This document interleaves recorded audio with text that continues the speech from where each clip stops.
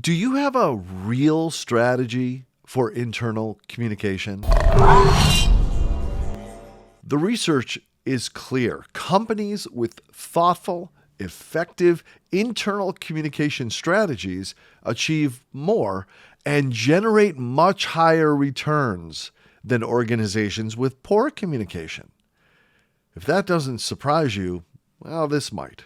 One of the most effective strategies for internal communication being deployed by more and more large brands is, wait for it, podcasts. Turn on your time machine for a moment.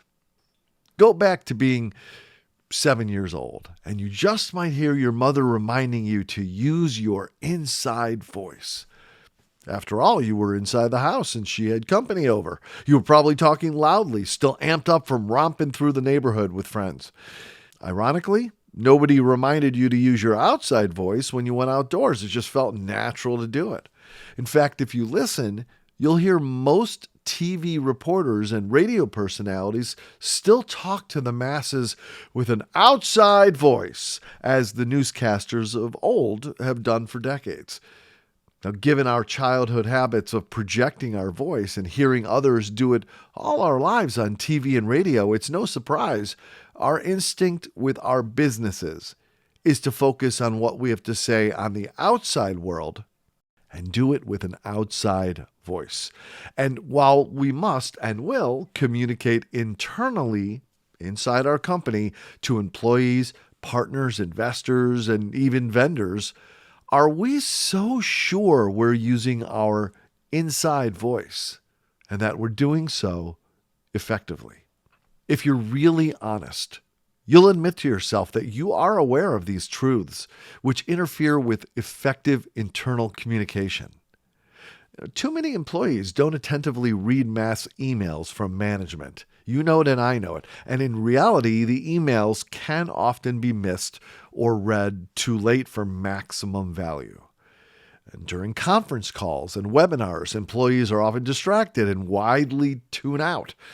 They're half listening or they're multitasking and more. And when they miss things, they're unlikely to go after that content, assuming it's even still available.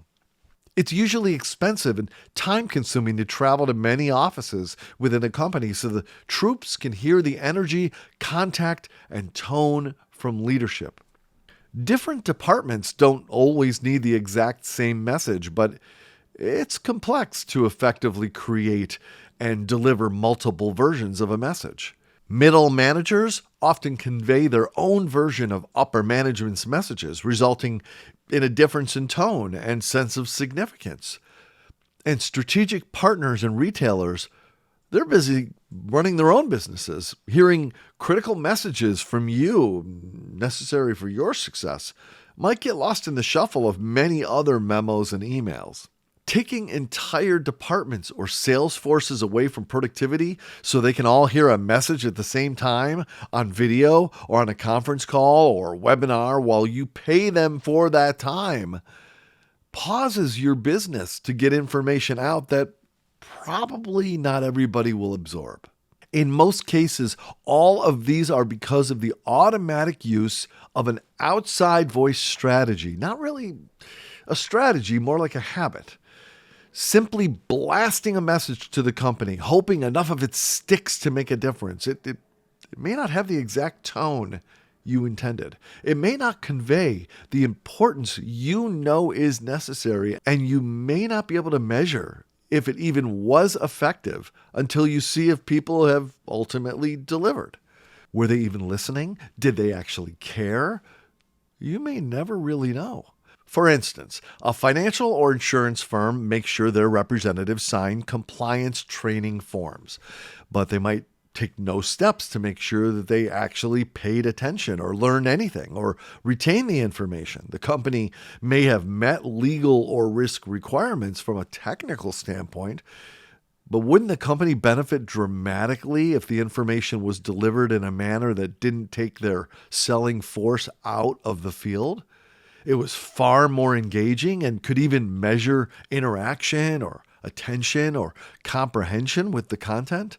Or if you have thousands of employees spread across various regions and the company is adopting a major sustainability campaign that's intended to move the company forward and make a meaningful impact on the environment, how do you make sure your employees actually care as much as you do from the heart to make it as successful as possible? Email it? Shout it from a megaphone? Conference calls? Flyers? What if you adopted an indoor voice? This approach could feel as if top leadership took each employee aside into a quiet room personally and one-on-one and shared their passion, their stories, their knowledge. Wouldn't that improve morale and retention, increase productivity and company growth, reduce liability, and do a lot towards your employees actually caring what you have to say? Let's check the numbers. Get this. 60% of companies are without long-term internal communication strategies, according to an Arthur J. Gallagher and Company 2018 study.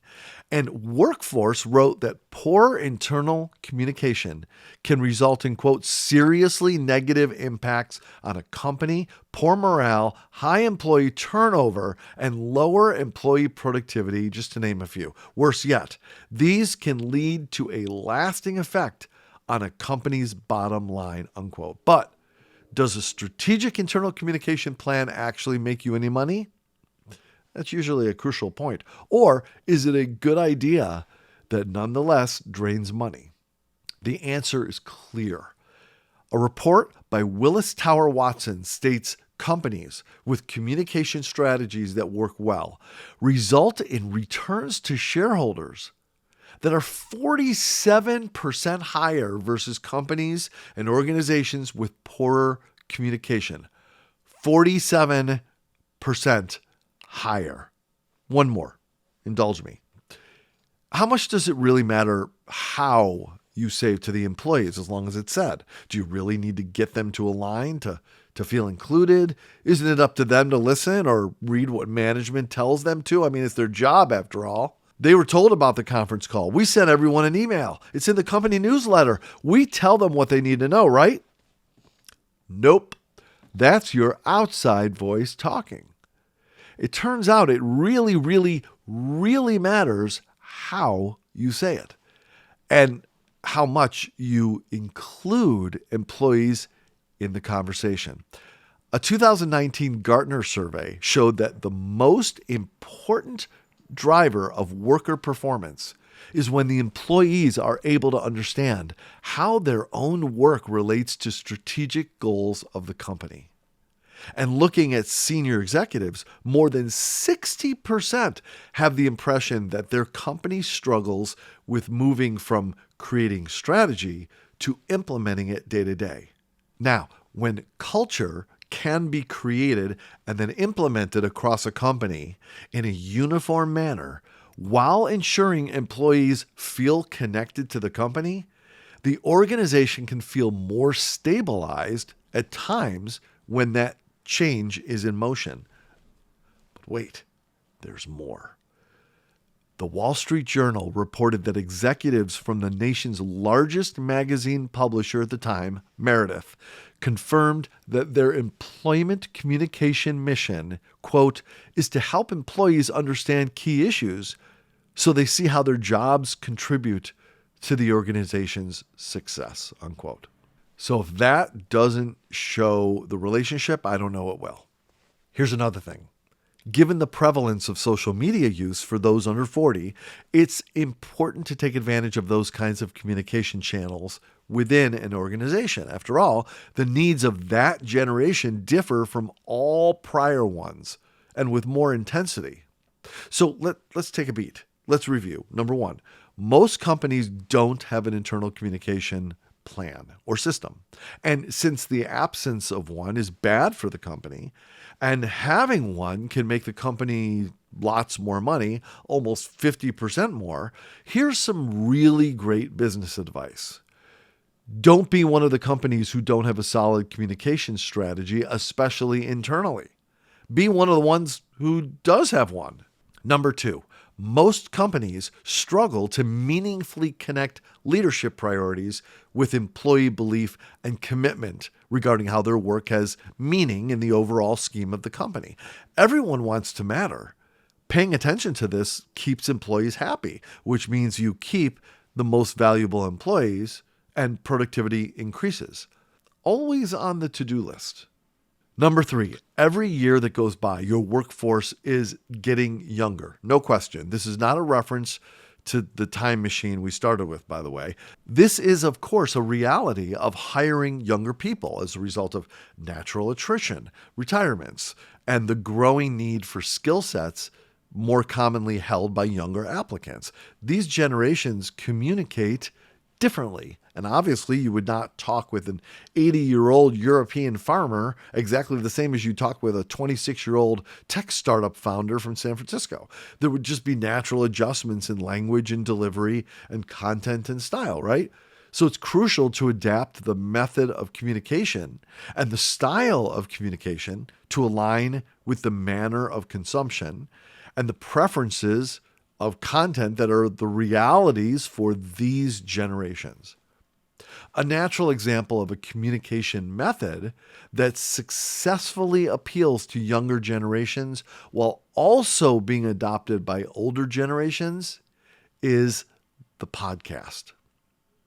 As a result, more and more companies are making use of internally deployed audio content, which closely resembles podcast episodes. This media asset is cost-efficient to produce, allows leadership at any level to personally provide a message from the convenience of one's own office or while traveling.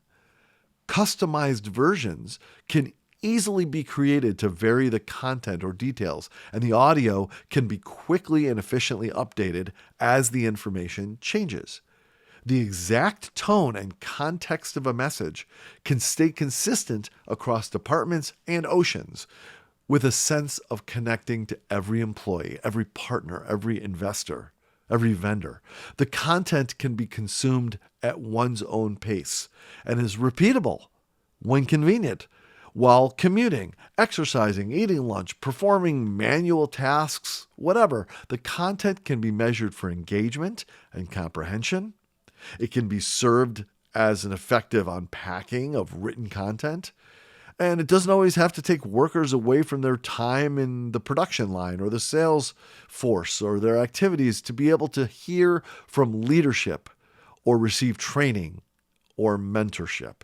You can even control who's able to listen and eliminate their access if their association with the company ends. And since more than 50% of U.S. homes are podcast fans, and nearly a quarter of people in the U.S. listen to podcasts weekly, communicating with employees, partners, and investors, and also customers, is simply being where they're already listening, in a format they're already choosing to consume. And what's more intimate than a podcast? You choose to listen and download. You typically listen in your earphones or AirPods, and it usually is just you listening. It feels like a one-on-one experience, like you're part of the conversation, not just someone who would miss the announcement made to many in an outside voice because you happen to be on vacation that day. Okay, now step back into the time machine and come into the present.